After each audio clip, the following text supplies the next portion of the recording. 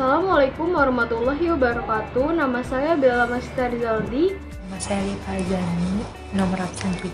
Nama saya Dita Audia, absen 13. Saya Firly Aulia, absen 16. Nama saya Galuh Marik Roma, absen 17. Nama saya Rizky Adelia Gustiani. Nama saya Salma, absen 33. Nama saya Tiara Apriliani, absen 37. Saya Amanda Firda Razak, absen 8 dari kelas 11 agama, kelompok 1 tafsir. Alhamdulillahirabbil alamin wa bihi nasta'in ala umuriid dunya waddin wassalatu wassalamu ala nabiyil ummah alladzi yukhraju minadh dhulumati ilan nur la nabiyya ba'dah wa la rasula ba'dah sayyidina wa nabiyyina wa syafi'ina wa habibina wa maulana Muhammadin sallallahu alaihi wasallam. Kami dari kelompok 1 tafsir ingin memaparkan Makkiyah dan Madaniyah. Berikut adalah pemaparan dari kami. Yang pertama yang akan kami bahas ialah mengenai pengertian Makkiyah dan Madaniyah. Para ulama mengartikannya menjadi 3 bagian. Yang pertama dilihat dari masa turun, yang kedua dilihat dari tempat turun, dan yang ketiga dilihat dari objek pembicaraan. Dilihat dari masa turun, mereka mendefinisikannya, Makkiyah ialah ayat-ayat yang turun sebelum Rasulullah hijrah ke Madinah, meskipun ayat tersebut bukan turun di Makkah. Sedangkan surat Madaniyah ialah ayat-ayat yang turun setelah Rasulullah berhijrah ke Madinah, meskipun ayat tersebut bukan turun di Madinah. Selanjutnya, Makkiyah dan Madaniyah dilihat dari tempat turunnya. Makkiyah adalah ayat-ayat yang diturunkan di Mekah dan sekitarnya, seperti Arafah, Minah, dan Hudaybiyah. Sedangkan Madaniyah itu sendiri adalah ayat-ayat yang diturunkan di Madinah dan sekitarnya, seperti Quba, Uhud, dan Sul'ah. Selanjutnya, Makkiyah dan Madaniyah dilihat dari objek pembicaraannya. Makkiyah adalah surat yang diturunkan di Makkah dan diasumsikan bagi orang Makkah itu sendiri. Makkiyah merupakan kitab bagi orang Makkah. Maksudnya yang diasumsikan untuk orang Makkah itu sendiri. Seperti contohnya surat Al-Kafirun. Asbabun nuzulnya sedang berada di Makkah. Lalu Madaniyah adalah kitab bagi orang Madinah. Maksudnya ayat-ayat tersebut diasumsikan untuk orang Madinah. Karakteristik Makkiyah dan Madaniyah. Para ulama merumuskan 2 pedoman dasar dalam menentukan ayat-ayat Makkiyah dan Madaniyah. Yang pertama, metode Sima'in Naqli atau penukilan riwayat. Yang kedua, metode Qiyasi Ijtihadi atau analogi persamaan. Metode Sima'in Naqli didasarkan atas riwayat sahih atau naqli daripada sahabat yang hidup dan mempelajarinya pada saat turunnya wahyu itu. Selain itu, para tabi'in yang mempelajari Al-Quran dan para sahabat yang mendengar dari mereka tentang hal-hal ihwal turunnya wahyu itu. Kebanyakan ayat-ayat yang diturunkan di Mekah dan Madinah dapat diidentifikasi melalui metode itu.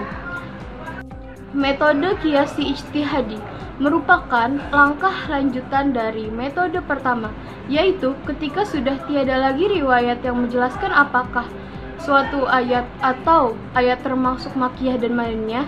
Metode ini didasarkan pada penalaran atau akli terhadap cara-cara yang khusus terdapat pada ayat Makkiyah dan Madaniyah yang telah diketahui melalui riwayat yang sahih. Kemudian, apabila dalam satu surat yang belum teridentifikasi jenisnya terdapat ciri-ciri yang sama seperti ayat Madinah, maka disebut Madaniyah ataupun sebaliknya. Dari metode Qiyasi Ijtihadi inilah kemudian para ulama merumuskan kriteria-kriteria tertentu dalam menentukan Makkiyah dan Madaniyah. Ciri-ciri surat Makkiyah itu yang pertama mengandung as-sajadah, kedua terdapat lafal qala pada sebagian besar ayat, ketiga terdapat seruan ya ayuhan nas, keempat mengandung kisah-kisah nabi dan umat yang terdahulu, kelima terdapat kisah Nabi Adam dan iblis, keenam semua dan sebagian surat, diawali dengan huruf tahajji seperti Qaf, Nun, dan Hamim. Ciri surat Madaniyah yang pertama, setiap surat yang berisi kewajiban dan had. Yang kedua, setiap surat yang di dalamnya terdapat dialog dengan ahli kitab. Yang ketiga, sebagian suratnya panjang-panjang, sebagian ayatnya panjang-panjang, dan gaya bahasanya cukup jelas dalam menerangkan hukum-hukum agama. Contoh surat Makkiyah yaitu Al-Humazah. Bismillahirrahmanirrahim. Wailul likulli humazatil humazah allazi jama'a malahu wa addada yahsabu anna malahu akhlada kalla la yunbazanna fil hutamah. Yang dicontohkan sebelumnya dalam surat Al-Humazah ada lafaz kalla. Saya di sini akan membacakan surah yang termasuk dalam golongan Madaniyah, yaitu surah Al-Baqarah ayat 183. A'udzubillahi minasyaitonirrajim. Bismillahirrahmanirrahim. Ya ayyuhallazina amanu kutiba alaikumus siyamu kama kutiba alal ladzina min qablikum la'allakum tattaqun. Shadaqallahul azim. Nah, pengertian surat khilafiyah.